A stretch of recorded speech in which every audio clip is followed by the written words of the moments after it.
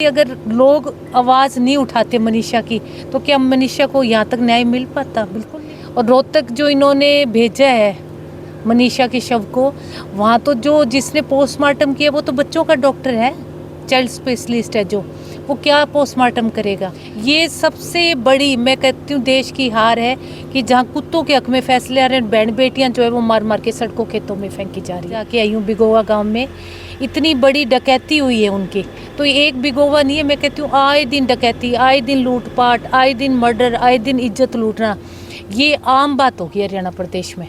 देखो, इस मैटर में ज़्यादा तो या तो पुलिस बता सकती है या फैमिली मेम्बर्स बता सकते हैं, पर जो भी कोई इस मैटर से जुड़ा हुआ है ना, उसकी पहुंच, मैं तो बार बार कह रही हूँ कि बहुत ऊपर तक हाथ है उस आदमी के।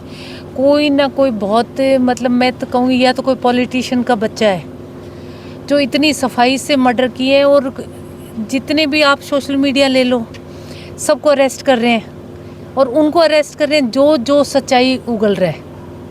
तो कहीं ना कहीं सरकार जो है वो प्रेशर बना के, फैमिली पे भी प्रेशर है लड़की वालों के, और जितने भी मीडिया के लोग दिखा रहे हैं उन पे भी बहुत प्रेशर है। सब, मतलब ऊपर से मुख्यमंत्री के यहाँ से मुझे लगता है एक आदेश है कि सच्चाई जो है वो बिल्कुल मत दिखाओ, लोगों की आंखें बंद कर दो, और मनीषा वाला केस जो है वो रफा दफा कर दो।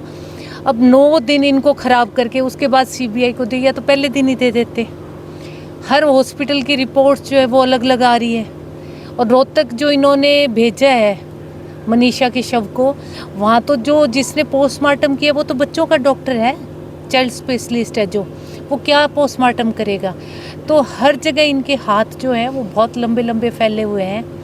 और कल से तो मैं मनीषा के फादर का भी बयान सुन रही थी कि उन्होंने कहा कि मेरी बेटी के ऊपर जो है वो राजनीति नहीं होनी चाहिए। तो मैं कहूँगी कि भाई, राजनीति, अगर लोग आवाज़ नहीं उठाते मनीषा की, तो क्या मनीषा को यहाँ तक न्याय मिल पाता? बिल्कुल नहीं मिल पाता। लोगों का साथ है, जो 9 दिन लोगों ने उनका साथ दिया। इस प्रकार तो कहीं ना कहीं मुझे लगता है 2 दिन से उनके परिवार पे भी बहुत ज़्यादा प्रेशर है, और मनीषा वाली तो एक मिस्ट्री बन गई कि कहीं कुछ नहीं पता चल रहा भी किसने क्या किया है, कहाँ शव को फेंका गया है, और जहाँ फेंका है मैं तो कहती हूँ वहाँ मारा ही नहीं, मार के तो कोई बाहर से लाया है ना। फिर पोस्टमार्टम के लिए बॉडी गई है तो कहते पार्ट्स निकाल रखे हैं, मतलब यूट्रस, किडनी, अपनी जो फूड पाइप है वो भी निकाल रखी है। तो पता नहीं इस, मतलब बॉडी के साथ क्या तो किया है किसी ने, और समझ से बाहर है सब कुछ।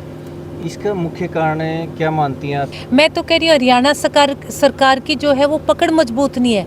मुख्यमंत्री जो है वो बहुत कमज़ोर मुख्यमंत्री कहूँगी, कि नारा तो इतना बड़ा है कि बेटी बचाओ, ठीक है, क्या बेटियों को बचाओगे आप? अब इंद्री में भी 13 साल की लड़की को मार के फेंका है, आए दिन एक बेटी की इज्जत लूटी जा रही है, आए दिन एक बेटी को मार मार के फेंका जा रहा है। मतलब कुत्तों के लिए तो कोर्ट तक आदेश हो रहे हैं, 10 दिन बाद उनके हक में फैसला है कुत्तों के लिए। आप ये सोचो कि देश में ये सबसे बड़ी, मैं कहती हूँ, देश की हार है कि जहाँ कुत्तों के हक में फैसले आ रहे हैं, बहन बेटियाँ जो है वो मार मार के सड़कों खेतों में फेंकी जा रही है। तो ये चीफ मिनिस्टर की बहुत बड़ी विफलता है, और ऐसे मुख्यमंत्री को मैं तो कहती हूँ उस कुर्सी पे बैठने का अधिकार ही नहीं है बिल्कुल भी। सबसे असुरक्षित प्रदेश जो है वो आज के दिन हरियाणा है। मैं कहती हूँ यूपी, पहले लोग डरते थे यूपी में जाने के लिए, पर आज हरियाणा प्रदेश में बहन बेटियां जो हैं, अब लड़कियों को घर बिठा सकते हैं क्या? बहन बेटियां तो कॉलेज स्कूल तो जाएंगी ना, और जाएंगी तो ये हाल हो रहा है आए दिन। और लंबे समय से स्टाफ की कमी है, कहीं इस तरह के कारणों के कारण भी प्राइवेट स्कूलों में जाना पड़ता है। स्टाफ के बारे में क्या? मतलब स्टाफ के लिए तो पहले भी ये तो वैसे कमी चलती आ रही है। शिक्षा जो है वो स्कूल कॉलेज में, सरकारी स्कूल है वो धीरे धीरे बंद होते जा रहे हैं। अभी इन्होंने वो दिए थे कंप्यूटर्स बच्चों को, टैब्स, जो आज सरकार कह रही है हम टैब्स वापस लेंगे। उन्हीं के, मतलब मंत्री तो ये कह रहे हैं भी हम टैब्स वापस लेंगे, बच्चे इसका मिसयूज़ कर रहे हैं, और जो मुख्यमंत्री जी हैं वो अगले दिन ये कह रहे हैं कि नहीं, टैब्स वापस नहीं लेंगे, उनको एग्ज़ाम्स में यूज़ करेंगे। तो इनकी विचारधारा ये एक नहीं है। कहीं बैठ के इनकी मीटिंग्स में मुझे लगता है कि आपस में शायद ये डिस्कस नहीं करते कि इस चीज़ का क्या करना है। अगर टैब्स दिए तो आप स्कूल में ही रखो ना, बच्चों को घर के लिए दे क्यों रहे हो? उनके फिक्स कर दो डेस्क में, ताकि वो घर लेके ना जाए। आप उनमें उतनी चीज़ें डालो जितना बच्चा एजुकेशन से रिलेटेड उसको खोल सके। आप क्यों बच्चों को वीडियो गेम और इन चीज़ के लिए घर में टैब्स दे रहे हो?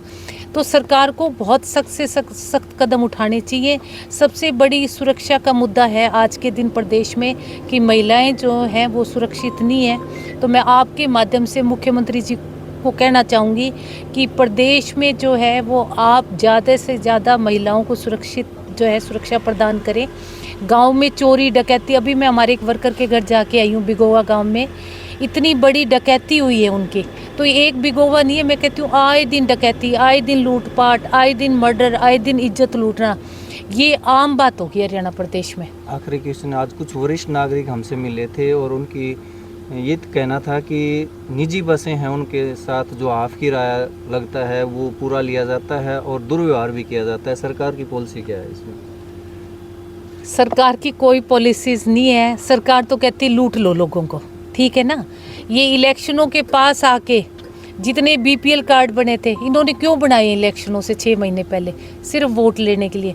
और मैं तो कहती हूँ जनता भी ऐसी है कि थोड़े लालच में एक ऐसी बह जाती है, फिर बाद में वही लोग जो है परेशान होकर तंग करते हैं। और वही बीपीएल कार्ड सारे 20-20 लाख लोगों के काट दिए ना। और आप देखना कि आगे 2029 के इलेक्शन में फिर यही कार्ड दोबारा बनेंगे, लोगों से फिर ये गेम खेलेंगे। वो वरिष्ठ नागरिकों का वाला होता है जो निजी बसों में है। मैं तो कहती हूँ फ्री यात्रा देनी चाहिए उन लोगों को, उनसे पैसा लेना ही नहीं चाहिए। आफ्टर 60 रिटायरमेंट के बाद तो सरकार बहुत सा फैसिलिटीज़ देती है हमें, टैक्स में भी कम करती है। टैक्स भी 60 साल का हो गया, इसको यहाँ रियायत दे दो। तो बसों में तो फ्री बस सेवा कर देनी चाहिए, क्यों ले रहे हैं उनसे? बिल्कुल फ्री करवा दो। और आपके माध्यम से भी मैं मुख्यमंत्री जी को कहूँगी कि अगर आप और कुछ नहीं कर सकते तो बड़े बुजुर्गों को फ्री यात्रा ही दे दो।